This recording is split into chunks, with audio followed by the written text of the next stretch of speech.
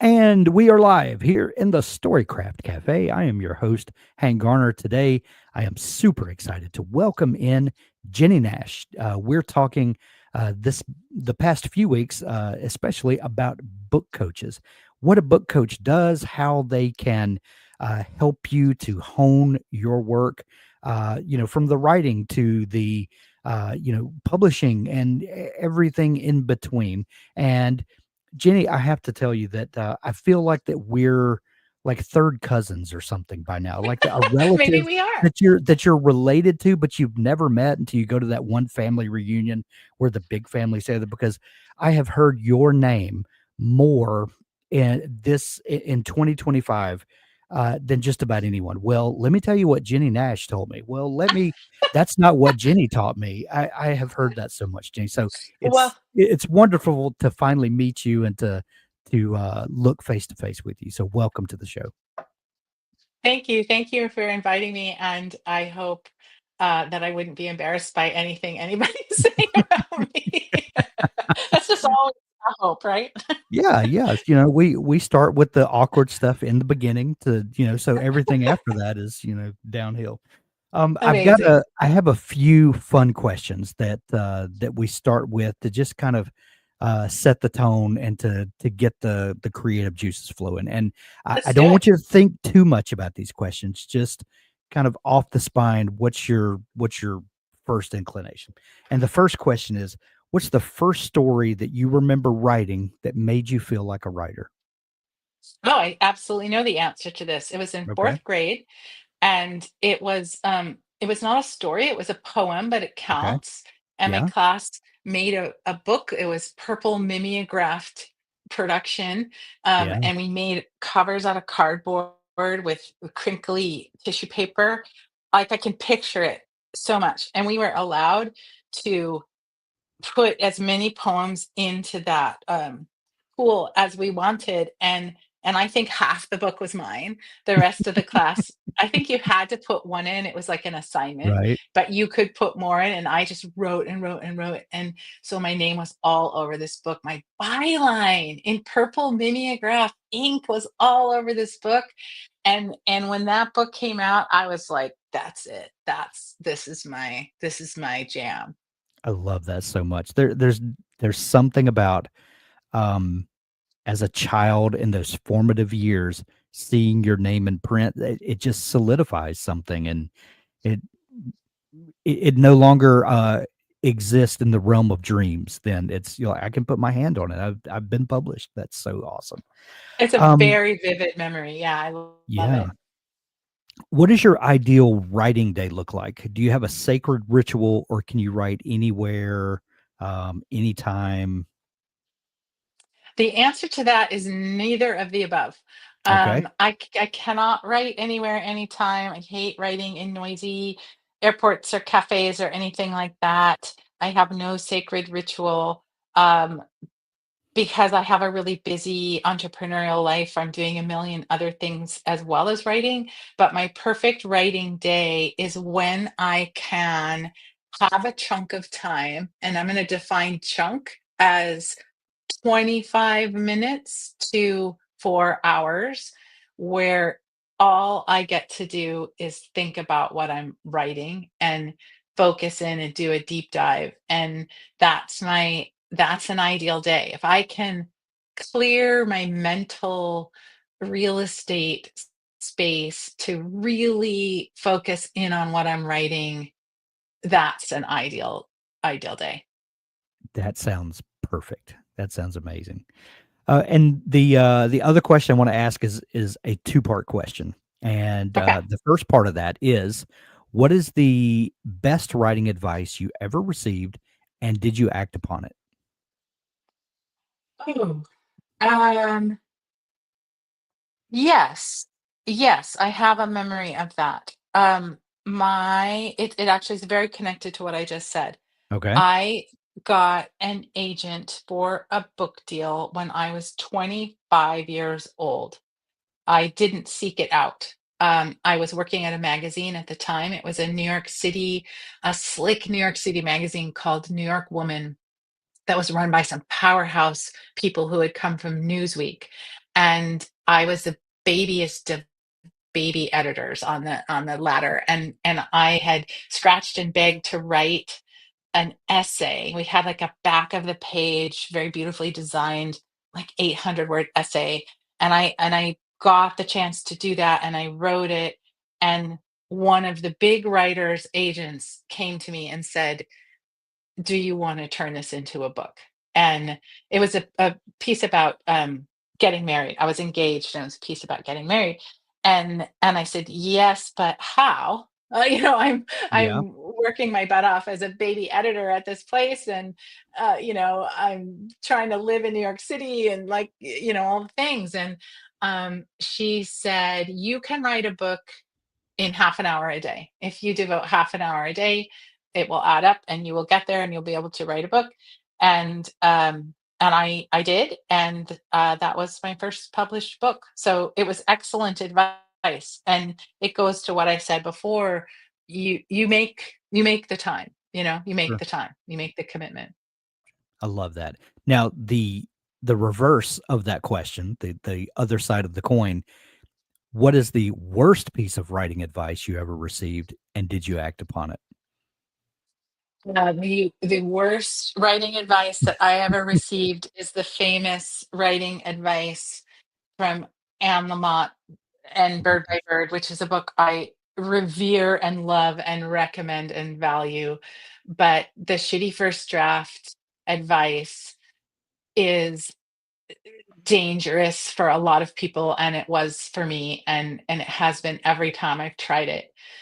Writing 300 pages that go nowhere, or that go in a direction you don't want it to go, or that don't do Mm, what you want to do, is a incredibly inefficient way to write a good book. And I have spent a lot of my career trying to talk people out of doing that yeah. by a tool that I made, which we'll probably talk about, called the Blueprint. Because I just am an evangelist for spending a little bit of time knowing what you're writing, why you're writing it, who it's for, how it's going to fit in the marketplace. I don't like that advice. I have seen it do so much damage to so many writers, and I understand where it comes from. For some people, it's true. Like, just write, just do it, just get going, just make it happen. But oof, it is so difficult to unwind a shitty first draft and make it good. So that's my answer. I I agree with that, and I've often wondered if I could talk to Anne, like, did she mean it the way it gets taken? Because I think I understand. I definitely understand what she's saying. Like, just get it out, get the story Just out. do it. Right, Yeah, right. but it's hard for me to believe that she means to just wander aimlessly. I think, and I'm not one to speak for Anne Lamott, but I don't think that she means to just wander with reams and reams of paper until you find the story. I think she means not to worry about the punctuation and, maybe this sentence is not structured the way it should be, or whatever, fix those things in your next draft. But yeah, I I could like see that. where Let's that give let's give her the benefit of the let's doubt, and right. Yeah. and that the Until advice she has been tells me otherwise. twisted. Right. I Right. think that advice has been twisted by the popular culture into something that is not helpful. But yeah, let's assume that she didn't mean it that way. I Yeah. like that. And Doug just had a great comment here. A bit of pre-work won't make anyone revoke your Panther card either. Uh, Oh, this is my new favorite person. I love that comment so much. I love that comment so much yeah, because, that's yeah, the pastors are always just like, oh, woe is me. It will ruin my creativity. And it's like, y'all, planning a book out, plotting a book out, thinking about your book is creative. Like, what are you right, doing? right, right. Yeah, I'm I'm a converted planner with pantser tendencies. I think, like, Well, I like that. I always know where my book is going. I know the final moment, the final the climax, the feeling that you're going to get. I often know the final sentence of the book. I don't always know how I'm going to get there necessarily, but I know the big points of it, and kind of straddling those two worlds helps me to not get boxed in while still my ADD self, takes a little comfort in that. Nice. But, you know, Nice. anyway. So, Jenny, help me understand book coaches. First off, how did you come to this world? And you are the name in book coaches now. Every time I talk to anyone about book coaches, as well, Jennie Nash taught me this, or I learned this from Jennie Nash. So I think you invented book coaching. Um, but I have been told that. How did you Yeah. come to this world? Well, I came to this world in about 20 10, a little bit before Okay. 2010. I was a mid-list writer. I had a book deal at Penguin. I'd had a book published by Simon and Schuster. I had some book deals that I was slated to write, solidly mid-list. And as most writers have to do, I was supplementing my income by teaching. I was Mhm. teaching at the UCLA writers program, which is the largest adult writer program in the country, largely because there's a whole TV arm to it. Yeah. And I was teaching, I had been invited because of one of my books. I wrote a memoir called The Victoria's Secret Catalog Never Stops Coming and Other Lessons I Learned from Breast Cancer. And I had written a piece in the LA Times, sort of about that book. And one of the instructors invited me to give a guest lecture. And from there, I was invited to teach in the program. So I was teaching in the program, and I found uh, the the way that writing is taught to be incredibly frustrating and ineffective. You've got 30, 40 students in a class and one instructor, and what Mhm. everybody wants is for someone to look at their work, for someone to Sure. tell them if they are doing a good job, if their intention is coming across, if they've got it down. And so what tends to happen, and that's impossible. The instructor Right. cannot do that. And so what tends to happen is every course tends to gravitate toward what is teachable.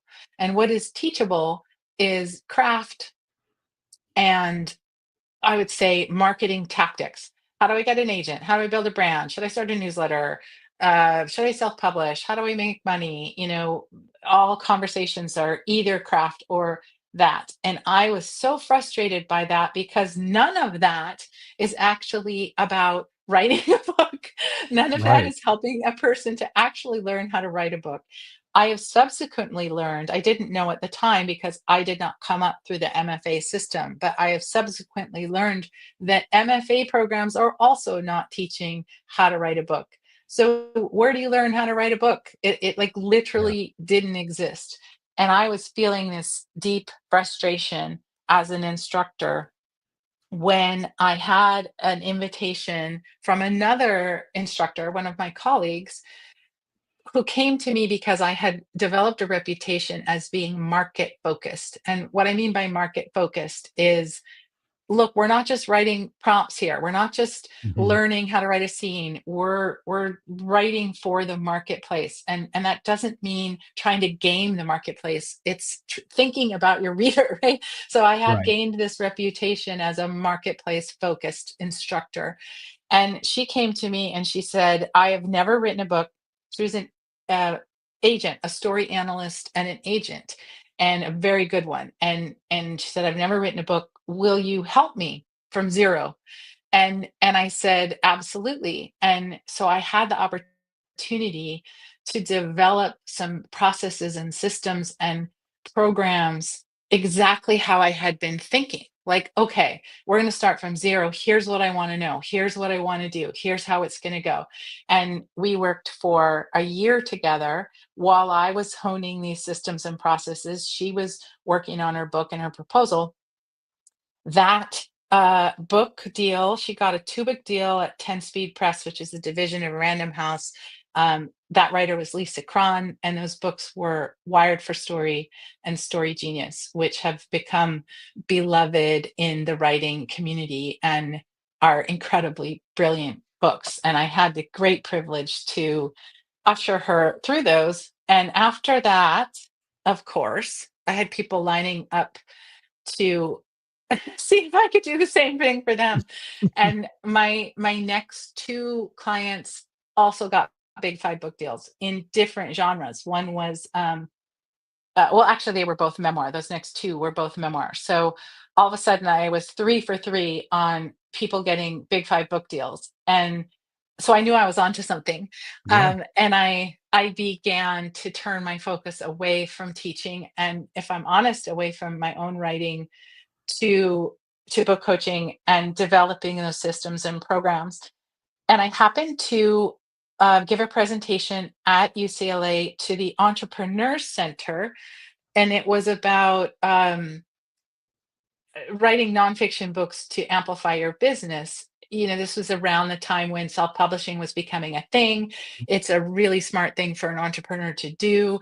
And so I was giving this presentation, and somebody came up to me afterwards, one of the young professors in that program, and said, "You have a very unusual combination of understanding the creative side of things and having this business strategic mindset. You know, you could scale this." And I didn't even know what that word meant. Mhm. And he said, "You could start a business. I could partner with you." I was incredibly reluctant to do that. I didn't understand the world. I didn't think I would be good at it. I didn't know anything about it. But eventually he wore me down, and and I said yes. And in 2013, we started Author Accelerator. And our intention at that time was to be a kind of book coach agency. Mhm. So it would be writers would come to us, and we would deploy book coaches to work for them, and the writers would pay us. So an agency kind of model. Yeah. And we ran that for a few years, and it was a terrible business model for a lot of reasons, which I could talk about for days if this were an entrepreneurial podcast, but it's not. Um, but suffice it to say, we started to gain a lot of traction, but we never really got. It was clear that the business model was not going to work. And what I noticed one day, though, was that I had a waiting list of 120 people who wanted to work for us as book coaches. So we had, from time to time, we would open the doors and we would say, "We're looking for 3 book coaches. We're going to hire 3 book coaches." And I didn't realize this. One of my team members told me and said, "You know, we have 120 people on this waiting list who want to work for us." And what I realized when I began to look at why that was happening was we had this incredible training program where people would come in and shadow me, and I would teach them tools that I had developed, and I would help them learn how to help other writers.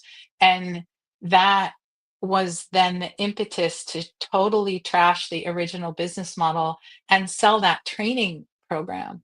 So we began to sell book coach training. You know, you say I invented it. I mean, really, nobody knew what it was. It was, Yeah. this was a time when the big publishers were starting to really change. The nurturing of writers was really getting squeezed out of publishing. The onus was on the writer to develop Mhm. their own voice, their own material Right. to really get ready for publication. And so that we were kind of in front of that wave with this training of people. And here we sit 10-ish years later, and we've had several iterations of that training program. It's evolved over the years, and now we have a very robust year-long certification program for book coaches in fiction, memoir, and nonfiction. And we've certified 360 book coaches who work all over the world in all different genres. And here we are with this incredible community of book coaches, and I consider myself the chief evangelist for book coaching after all this time. So that was kind of a long story, but that's how I got here. That was perfectly encapsulated, though. You hit on something a minute ago that I would like to touch on for just a second, Jenny. You talked about um, helping an author uh, to determine. I'm not remembering the exact words you used, but you were basically talking about identifying their place in the market without chasing market trends. And I think Hmm. when people talk about writing to market, that has such a dirty connotation because we think of people that are just chasing market trends and they don't care about the market they're writing in. They're just trying to hit where things are selling, and then they're just going to bounce to the next thing that's hot, and then, if you're not publishing fast enough, you're always going to be behind the trend and it's never going to work. And, all this complication that comes in with that. But I think that, like anything that is overdone or overused, that it begins with a kernel of truth. And that if you're a writer, but you're not serving the audience who would read your book, none of us write just for I can't say that none of us write for the joy of writing, but we write because we want someone to read it. That's otherwise we're just journaling. And there's nothing wrong with journaling, but just identify that that's what you're doing. If we're writing commercial fiction or nonfiction, we're writing to have someone read it. And if we don't know who's going to read it, or even if a market exists for that, then we're just spinning our wheels, wasting our time. So, as a Yeah. book coach, is that part of the process to help an author identify, like, this is who you are, this is what your voice is, this is who your audience possibly is. Now let's try to, maintain, shift to make sure that you're, serving an audience. Is that part of what's going on? Well, it better be because that's what I'm teaching them. So yes, the difference between a book coach and a developmental editor is that a developmental editor comes in when the thing is done to try to help you Mhm. make it better. There is nothing wrong with that. I have had some incredible developmental editors in my life, and it's a joy to have that kind of person work on your work. But what I found when I was doing a lot of developmental editing my own self, and I sit in a really unique place where I get to see a lot of mistakes that writers make through hearing from my coaches, right? So Mhm. every one of my coaches is helping, from 12 to 100 people, so I get to hear all these stories. And what the most heartbreaking thing, it's kind of back to the shitty first draft, is to have a manuscript that doesn't work. The agents are saying, well, I don't know what to do with this. I don't know how to sell this. Or the person is selling it their own selves and putting it out into the marketplace and nobody's buying it because like, where does it sit? Where does it fit? Who is it for? Right. All these questions. And so one of the tools that I made to help with this is this blueprint methodology, which is a 14-step series of questions. It's a method of inquiry to put your idea through before you start to write, ideally. And there's a blueprint for fiction, there's one for nonfiction, and there's one for memoir. And the 14 questions are sort of the same and also different depending on the genre. But the a third of those questions are about exactly what you're talking about. Who is this for? Where is it going to be positioned? How will people encounter it? Because the idea is to have readers, as you said. The idea is not to write for our own selves. And unfortunately, I spoke before about the um, academic writing universe is Mhm. not focused on the market. It's focused on you as a writer learning craft. And that is a great place to start. That is, everybody needs to learn craft. It's kind of like learning grammar. You've got to learn it. But Yeah. nobody was talking about, is this book that you're writing going to find a home? And when I say there's nothing more heartbreaking than a writer who's written something, and perhaps it's something beautiful, that doesn't find a home. And so when I set out to help writers, you must answer these questions before you start to write, or you're fishing in the dark. Is that a mixed metaphor? Fishing in the dark? I We don't love know. mixed metaphors. That's Maybe, yeah. Yeah. maybe it is. But you're shooting darts at a dartboard. It's not, there's no intention behind it. And Yeah. it is not, as you alluded to, it is not, well, there's two things it's not. It is not, oh, vampire, fantasy, romancy, whatever is hot right now. That's what I'm going to write. That's never going to work. Right. Nor is it, um, um, I sort of lost my train of thought of the other thing.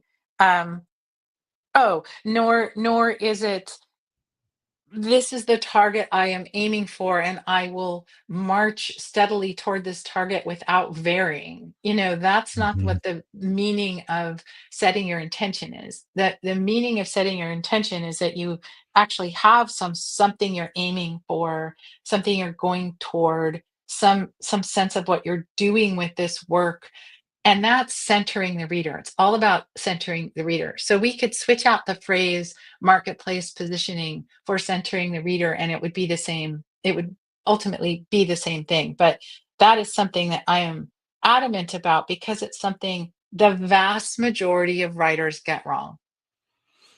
Love it. Um, when you talked about developmental editing just a moment ago. How do you see the role of a book coach versus the developmental editor? And should the book coach come into the writer's life in a different position than the developmental editor should? Well, it's kind of like a Venn diagram, because a lot of book coaches are developmental editors. Right. So I have heard some advice that I thought was very strange, um, where people assumed that a book coach was performing a role that was more like, "Yay, you, rah rah, you can do it," and that the developmental editor would then later come in and And clean up the manuscript. And I was like, that's weird. right. So in my philosophy, a book coach is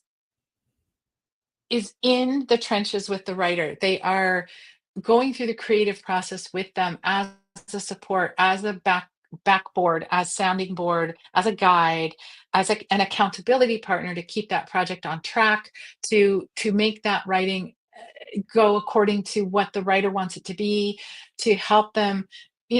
A draft written with a book coach is more like a fourth or fifth draft written without, because you, first of all, it's going to be done, Mhm. because of the accountability. But second of all, you're getting it's a feedback loop. You're getting reflected back to you. Here's what you're doing well. Here's what you're not doing well. Here's a thing. Here's a weird tick you have that keeps appearing in your pages. Here's a character that's going off the rails. We got to get that back on track. You're constantly getting feedback. So you're improving your skill, you're improving your perception, you're getting the work done. So book coach is in it with you over time. That's the definition for me. They're in it with you over time. And I always say that the absolute best time to work with a book coach is before you start to write. Okay. If you have any budget whatsoever, it doesn't take a lot of budget to work with somebody on this blueprint process, and make sure that you've got the fundamentals of your story solidly in place. And if you have that solidly in place, you can write forward with confidence, whether it's on your own or with a book coach. But that is my plea to anybody who asks, is do it do it first. The natural time most people tend to seek help is after they finish that draft. And as Right. we talked about, it's just it's just not the best time to ask for help. But the other best time to bring a book coach into your process, well, there's two. One would be if you find yourself stuck. You can't finish, you don't know where to go, you don't know what's not working. You get some feedback that something's not working, you can't figure out what it is. Um, Even a situation where perhaps an agent has said something to like, I'd like to see another draft of this and make it more sparkly, and you're like, what does that mean? These are great times to bring a book coach in to help you get unstuck. And then there's another time that I quite like, which is helping you determine when you're done. When is the book good enough? And there a lot of mistakes are made at that stage of the process as well. People do two things. They either rush, um, they go too fast, or they procrastinate for 10 years. So a book coach can help you get in there and determine, this is, depending on your goal, whether it's self-publishing or trying to get an agent, this is ready to go. This is not ready to go, to help you with that discernment. Those are some good places where a book coach can help. Excellent, excellent. Um, Jenny, I've done thousands of author interviews over the last almost decade and a half, and I one thing I've noticed, a lot of authors fall into one of two camps. Um, an author will finish a book and then start querying that book, and either get rejected or get feedback, and they'll go back and they'll start revising that book, and then they'll query it again and get feedback, and they'll revise that book again, and they'll keep on and on and on until either the book changes enough to meet the market expectations, or the market has changed and has come back around to whatever makes that book viable at any given time. But the author sticks with this one story until they hit it. The other camp that I find a lot of authors in is that they write a book, they query it, or they self-publish it, and it either is rejected in the querying process, or it doesn't sell, in the marketplace. And either way, the book doesn't perform, or perform at all. So they Mhm, scrap that book and they write a completely different book, and they mhm. try that one. They go through that process, and they try to sell this book or self-publish it or whatever the mechanism is. And either that one succeeds or it fails. And if it fails, they write a third book and they start that process over and over again. And I'm thinking about a very famous example of that is Brandon Sanderson, who wrote 13 books before selling his first. And each time he would just, I think, if I remember the story right, and uh, this this is not an exact quote if I get it wrong, but I think that the book that he finally sold was his seventh book that he wrote, but he had written 13 books. So he had lots of books, and he would just, keep going to the next one. Um, as a book coach, as you're seeing authors, one, I would love to know if you give either one of those options as advice to a writer. Should they stick with their one book and work on it until it's presentable, or do you tell them, write your next book? You're gathering experience, as you do it, and your next one. What do you think makes a writer fit into one of those camps? That I've always just been fascinated by, why why some people will stick with a story and why some people will just keep going. Well, if I were coaching somebody in either of those camps, my answer would depend on the writer. Okay. So one of the things, a pet peeve that I have with so much writing advice and so much writing lore and on all of that is, it's even, well, the way that you just described it, or even just the pants or Potter bucket, or all those things, none of it takes into account the writer. So what I mean by that is, perhaps this writer is a person with a chronic illness who can only write for 3 hours a week. Okay. My advice is going to be different for that writer than if that writer is um, a single mom of three kids who's writing, every night, trying to, get their book done. That advice is going to be different for somebody who, let's just say there's a professor of American history who has an expertise in a special part of American history, and they're writing a novel around that thing. And this is their life's work. This is their literal life's work. And they want to capture that research in a way that they can share and disseminate out of academia. That person is going to have a really different answer. So it really depends on the writer, and not just their life circumstance as I've described it, but their relationship to that material. So there could be a really good case for somebody to hammer away, like that professor, to hammer away at that same book, because it's the work of their heart. It's built on the, something they've been working on since they were probably 20 years old. Mhm. And that there could be a really good case for that, whereas for somebody else it could make no sense whatsoever. So this is the very human part of it. And these are all life circumstances that go into the answer to that question, but there's also energy. One of the questions I always ask somebody, so if I have to give somebody my opinion that they should scrap a manuscript. So let's just say in the scenario you talked about, somebody keeps writing, they keep getting rejected. They keep writing, they keep getting rejected. They can't figure out why. They come to a book coach. Here's my manuscript. What on earth am I doing wrong? And I'm going to read that manuscript. And if I think, well, it's a disaster, like it's demonstrably a disaster. And there are it is not all subjective. That is not all my opinion. There are things that I can look at objectively and say, this is a disaster. If that is true, what I'm going to say to that writer when I tell them this is a disaster is I'm going to give, first of all, evidence for it, because nobody wants to hear somebody's opinion about that. It's like, here's the evidence I see for why this is not working. And then what I will say is they will be devastated.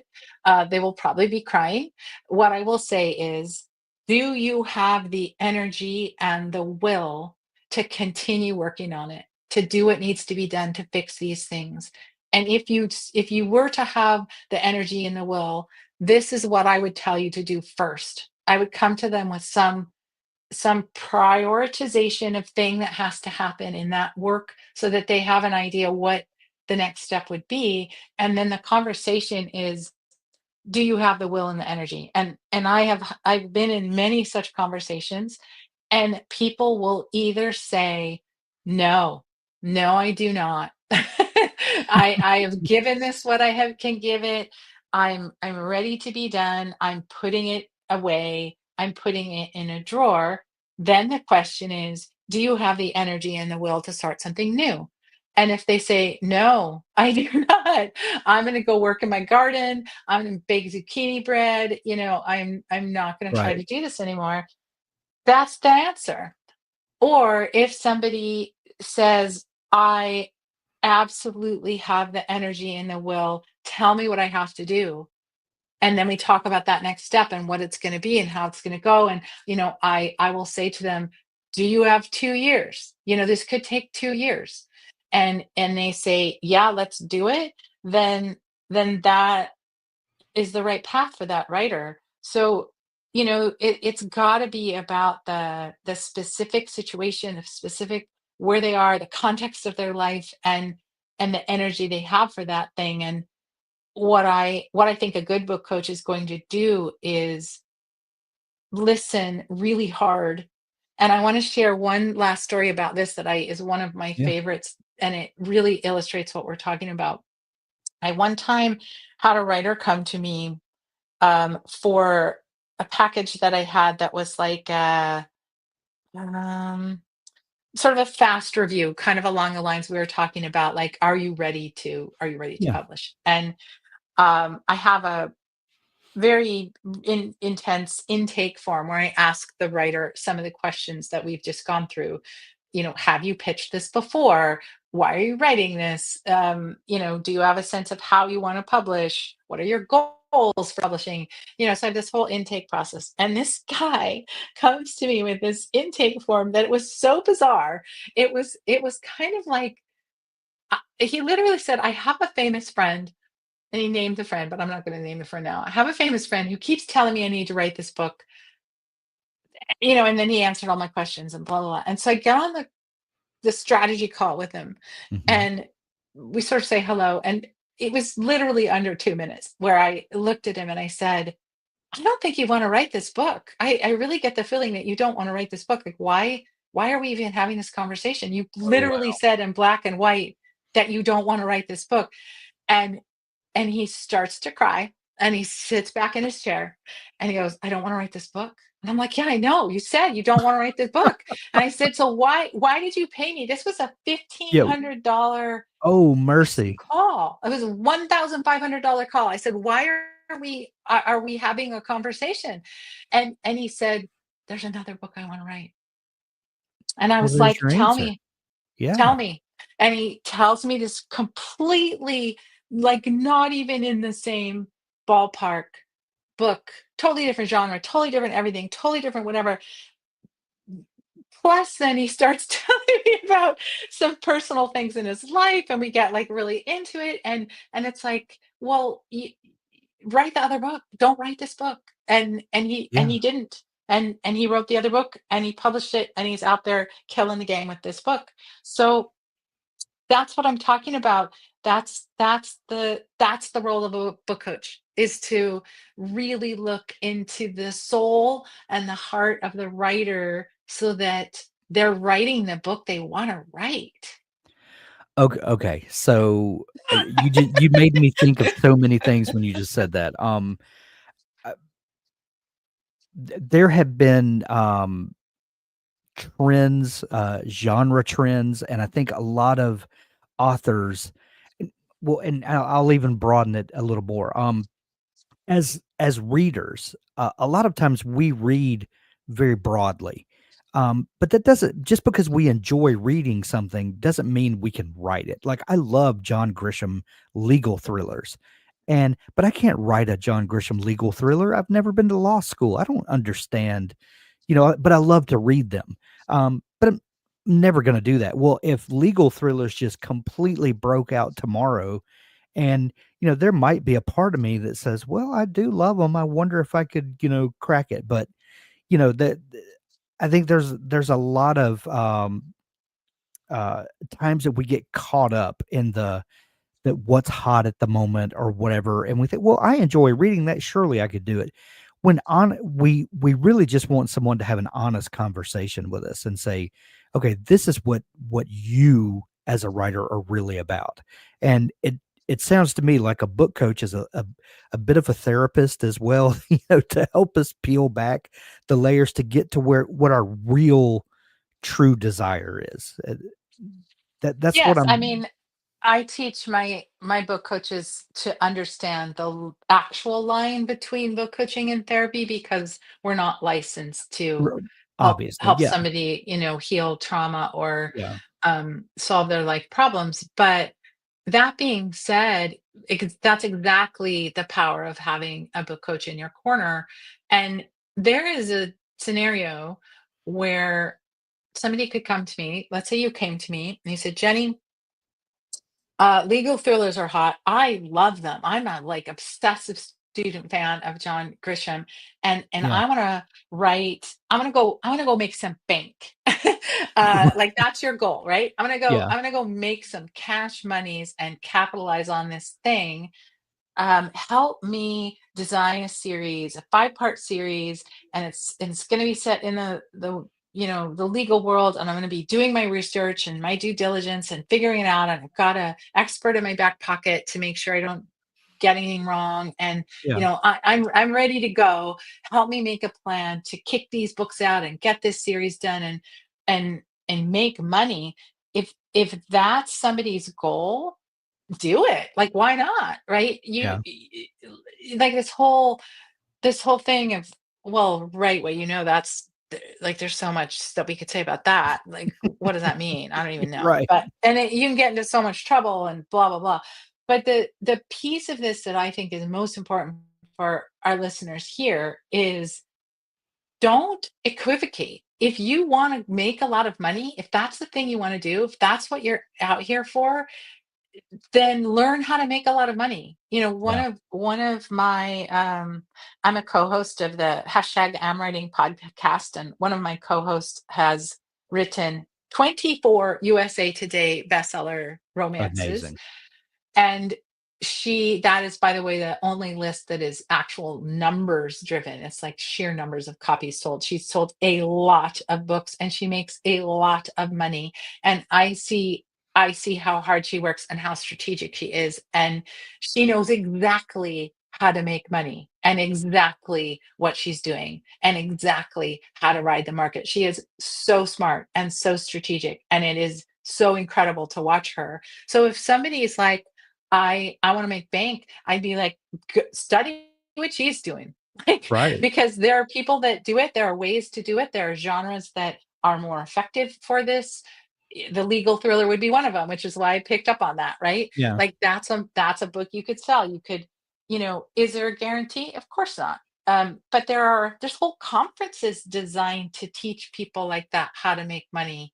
There's entire universes of people that are that's their area of expertise. So, Yeah. you're going to be learning how to run Amazon ads. You're going to be learning how to run Facebook ads. You're going to be learning, how to game the algorithm and the and are you going to write well? Well, I sure hope so.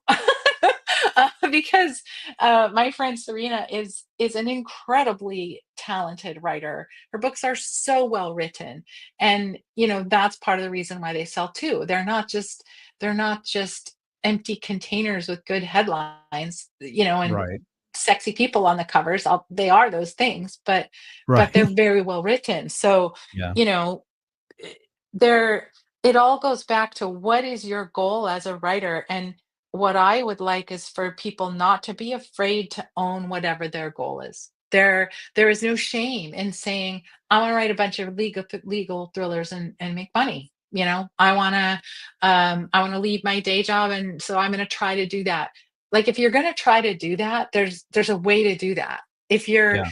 if instead you're like, I have this book that is burning inside me that I want to write before I die, or I want to live in fantasy worlds all day long and I'm really good at spinning them and designing them, and I want to have a readership and keep doing it.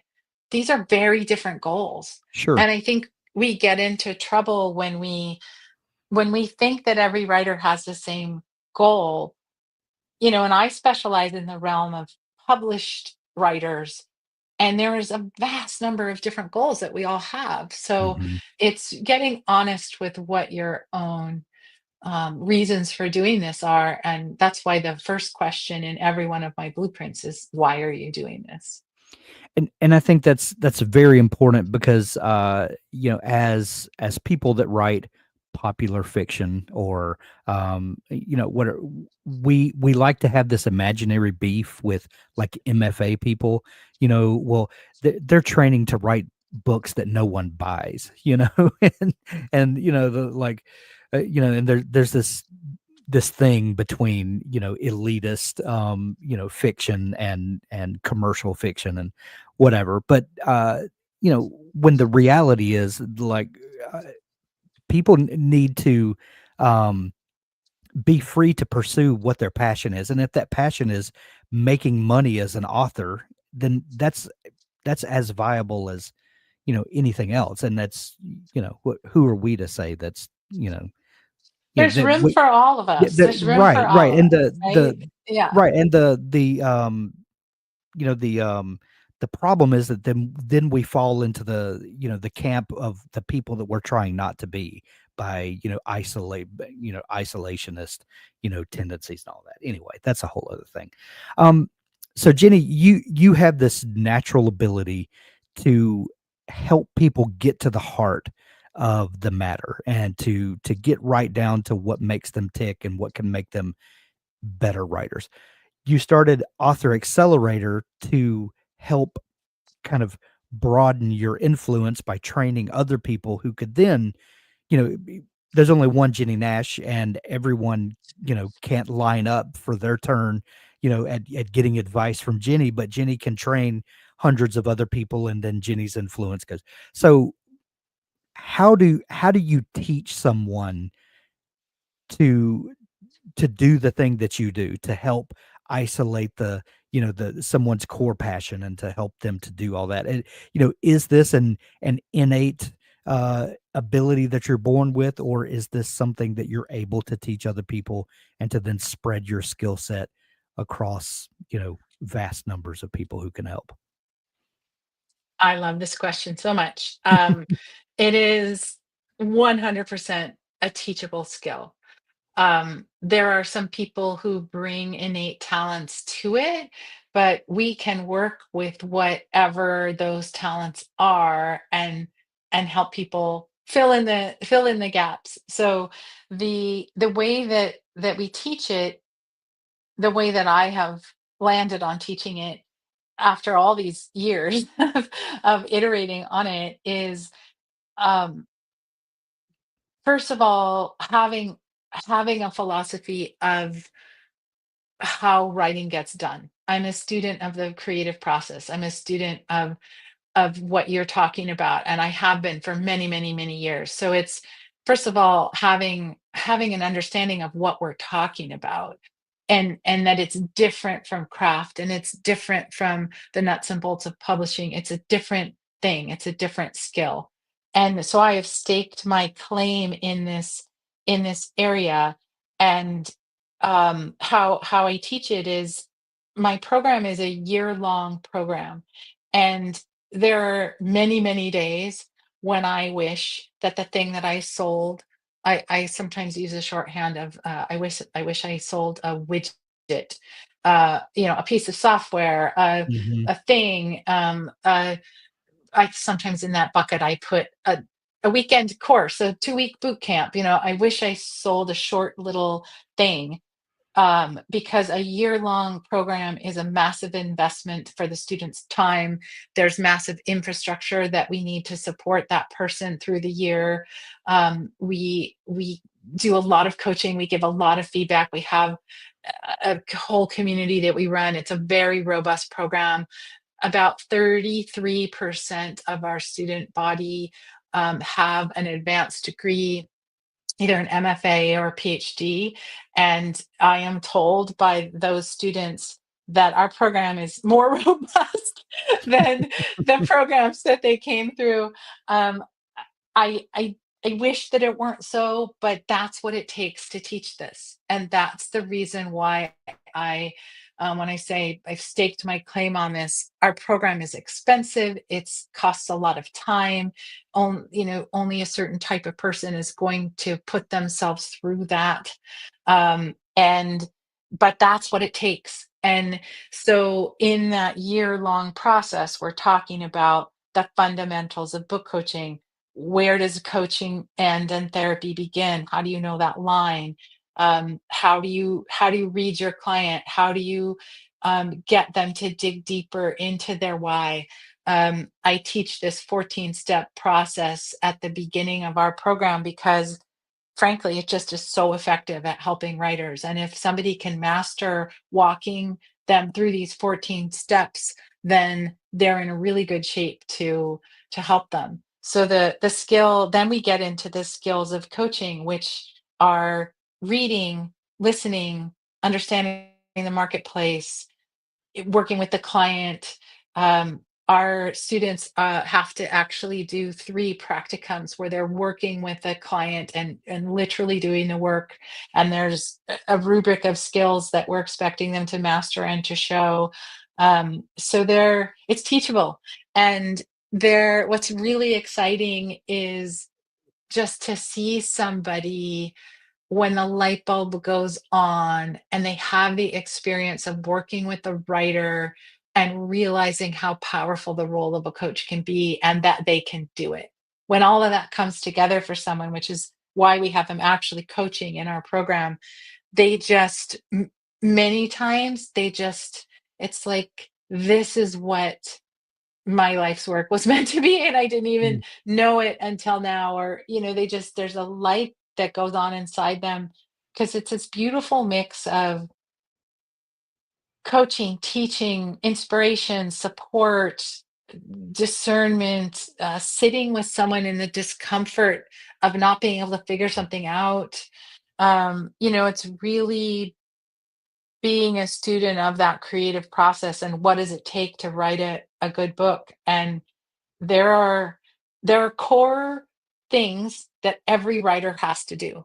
and more I had come to believe that this is true, that no writer gets away with not doing these core things. Mm. And we might do them in different order, we might do them at a different rate of speed. You might whip through one of these things in one day, whereas it might take somebody else 6 months, but you're going to go through it. And so it's capturing what those steps are, and then teaching the people who are drawn to book coaching how to lean on what they already know and then learn these new skills. And you can tell by how I love to talk about it. I just love this work, and I feel so blessed and honored to be leading this community. And I'm a student of them as much as they're a student of me. And my goal is to set the gold standard for what book coaching can be, and book coaches are. So that's what I'm doing.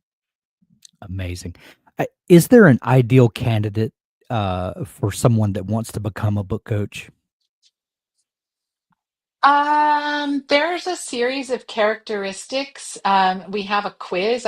It's at bookcoaches.com/quiz, I think. I better look Okay. that up. We'll put it in the show I'll notes. yeah, I'll look it up and put the link in the show notes for sure. I think that's it, but it might not be it. But that's the 10 characteristics of a great book coach. But I I would say that the person who is a great candidate, when they hear about it, they instantly know, oh, that's me. That's me. It's people who are already probably doing this work for free. They're maybe a developmental editor and they didn't realize that what they were really doing is book coaching, and they could actually be making a whole lot more money. Academics who love teaching but are tired of the politics and tired of the institution and really want to get back to pure teaching. It's people who can't watch a movie without seeing the plot holes and could do that all day long. We get a wide range of people, and there's something that I will say in response as well that makes me mad, and that is when people assume that you have to be a published author, and even further, you have to be a best-selling author, or you have to be an author who was published by a big five publisher in order to coach anybody else through it. And I will die on that hill of saying that that is not true. Some of our best and most successful book coaches have never published a book. Some of them have published a book after becoming a successful book coach, but many of them brought other gifts to the table. And I see people, the person that just leaps to my mind because I just had lunch with her and she was so inspiring, a pediatrician who's had a long career as a pediatrician and has loved a certain kind of fiction her whole life, went through a training program, got certified, and her retirement plan is to leave being a doctor and to help other doctors to write this particular kind of story because she understands how doctors think. She understands the time commitment that it takes and how to fit it into their particular careers and mindset. She understands how they learn. She's going to be a fantastic coach for doctors who want to write this particular kind of thing she's writing. She's already working with 4 or 5 of them. It's going beautifully. And for somebody to tell me, oh, you can't be a book coach if you haven't been a published writer, I'm just like, Mm, look at that situation. That's just one of dozens that I could tell you about that. um so I get up on my soapbox about that, and it goes to the point we were talking about, that book coaching is a different skill than writing. It is a different skill. Some people have both. There's the Venn diagram where they overlap for right. sure. If you are a best-selling, one of our coaches happens to be the author of 50 books, 50 books. They're middle grade nonfiction um, books, and she helps other people write middle grade. Is it easier for her to market herself because she's the author of 50 books? Sure. I mean, Sure. Yeah. of course, but Yeah. that's marketing. That's not whether or not they're a good book coach. Well, I think I found the link, and it's bookcoaches.com/characteristics dash quiz. Thank you. You're I welcome. knew that I didn't quite have it right. Why is it not quiz, Jenny? I don't know. I'll add that to the show notes as well, but I popped it up on screen just so we would have a record of it. It's Um, a really fun little quiz, and there's actual 4 different answers you can get, so it's not bogus. They don't go all to the same place. Great, great. Well, Jenny, you have done an excellent job of explaining to us exactly what a book coach is, what their role is, and kind of what it looks like from where you sit. If someone is interested in finding a coach, how would they go about that? Or if someone is interested in becoming a coach, uh, how what is the place that they should go? Now I'm nervous about my understanding of my own links, so I'm gonna do a quick search to make sure that I say the right thing. Understood, understood. Um, oh, wait, it's Friday, okay? It is Friday, and this is not the normal day that we do these, but, Friday brain is a little different than, like, Tuesday brain. Okay, I got it.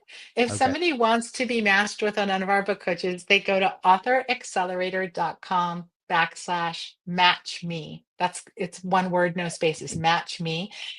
And there's a searchable directory there of all our coaches. It's very searchable. You can put in criteria like, I'm looking for someone in this time zone.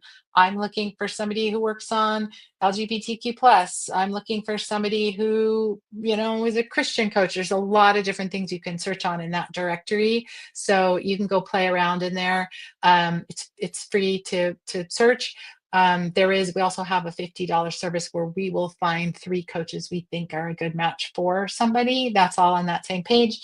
And then if somebody is interested in becoming a book coach, they can take that quiz. They could also go to bookcoaches.com/coaches. And I have a free training there. It's an hour-long training, okay, where I'm really showing people what it takes to run a business. It's the 3 keys to starting a book coaching business.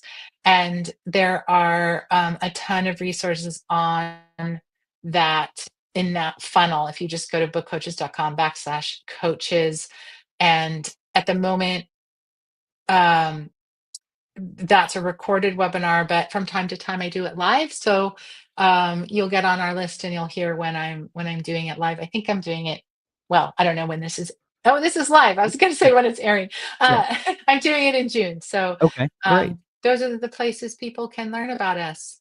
Well, great, and I'll take all these links that we discussed, and I'll, put them in the show notes to make it easy for folks to find it as well, and then this will go out on our podcast channel next Friday. It's live on YouTube now, but we'll also go out to our podcast next Friday. Um, Jenny, this has been so educational and so much fun to get to chat with you and to pick your brain. Thank you so much for taking time out of your Friday afternoon to join us. Thank you for having me and for amplifying so many book coaches. I love that. Absolutely, and we're gonna link it up, and we'll, blast these out everywhere to, make sure that folks go and see you. Thank you all for joining Yay. us today, and Jenny, thank you again.